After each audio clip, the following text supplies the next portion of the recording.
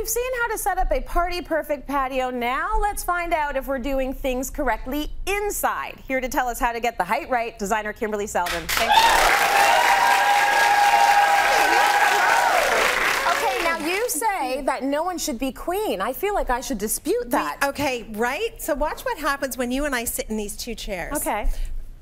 I sink like a rock. Oh yeah, and right? I am the queen. Right, and so it's a power play, right? It so is. If you're in a difficult negotiating situation, yeah. you know, you're getting a divorce or something, you put your husband in the low chair and you sit in the high chair. But otherwise, it's really uncomfortable. So the seat height of your chairs and how firm they are really does matter. Yes. Even if nobody says it out loud, I feel shrunken and out of the conversation here. And I'm powerful. Right, which is no good. No. And then the next thing is, if you have a pair of end tables that don't match, the heights are different, fine. But if you want to put a pair of lamps on them, different heights of the lamps really doesn't work.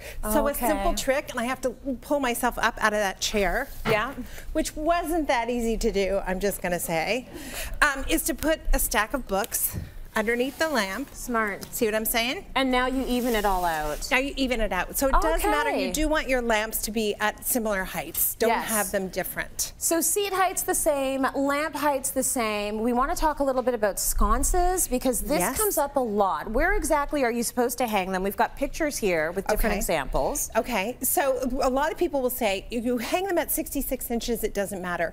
It really isn't true. There is a little bit of adjusting in terms of how high the ceiling is and what the shape of the sconce is. Okay. So we've got a couple of pictures to show you. These sconces are actually on the mirror. That's right, which is great in a bathroom situation where you're trying to put your makeup on to get that lighting down near your face. It's wonderful. Yes. And again, here's another photo of a bathroom as well. But I'm going to give you an example of something in your hallway, let's say. If you follow the rule book and you just say every sconce is at 66 inches, you can see that might be a problem with a sconce like this. It's going to whack somebody in the head. That's right. Now, conversely, if the sconce went up, it might be okay.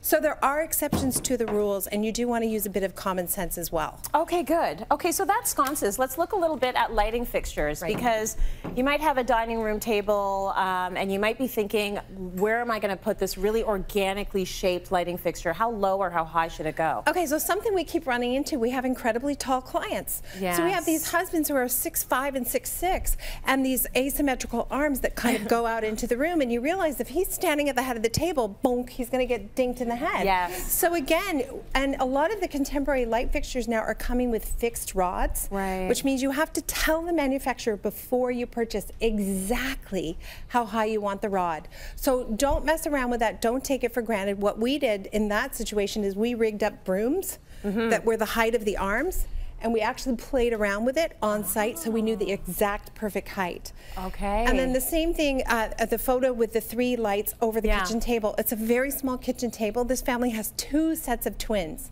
2 sets of twins. Goodness. How cute is that? 4 little kids. That's so cute. So that's their little kitchen table. And again, Dad is really tall. With a small table and lights above, they had to be a little bit higher than really normal. Right? Yes. But from the front door with very high ceilings, it's gorgeous. Yes. So part of it is about the vantage from which you see it, right? The whole thing is think about it and measure it, and yes, there are rules, but then see how tall you all are and how you're going to function within the space. Exactly. One rule that we see a lot is light switches, electrical switches should always be at 42 inches. It's always a bother with artwork. I don't want my light switches competing with my artwork, so we never do 42 inches.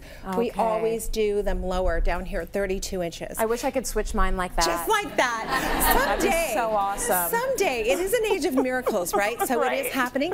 The other thing to think about when you have light switch covers, as long as we're on the subject, if you're doing a kitchen backsplash, the rule is kind of like here in the middle of the backsplash. Oh, I know. And it's always crooked, which makes me crazy. Just slightly. If you can do it horizontally close to the counter and not crooked, it looks way better. It really does. Way better. That's actually the day you need to be there when they are being installed, because that's always the day when, oh, I was away, and then project manager was away, and then it's crooked and in the wrong place. I can't tell you how many times you walk through new condos with someone who's just bought a place and they're super excited, and every light switch is like that, and you're like, I can't even visit you here. I have, every single one has to come down, right? So don't you never ever do that. Let's talk about artwork.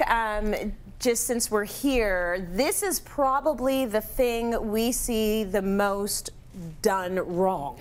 Well, when people talk about it, and it's not a wrong or a right thing, but I think people feel that art should be all the way up near the top of the ceiling almost. Right.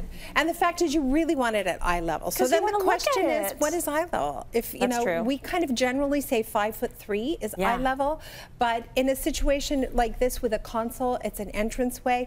I don't mind having it a little bit lower to anchor it. So there is some play. It is worthwhile for some of those critically important things where you're going to put holes in the wall to get a professional end to help you hang things at the right level. But as a general rule, between 6 and 12 inches above the sofa is usually good. The mistake I find most people make with artwork is they buy artwork that's too small. They see something they love and they go, I don't know, that looks a little bold. I'll buy the smaller version, which is wrong. So whatever your instinct is, go bigger. Go bigger, if you're going to buy the small one, you have to buy 20 of them.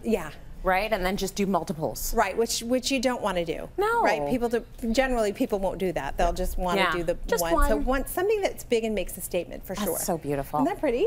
Huge thank you to Cocoon Furnishings for all the furniture that you brought in for this, Kimberly. Thanks for the lesson.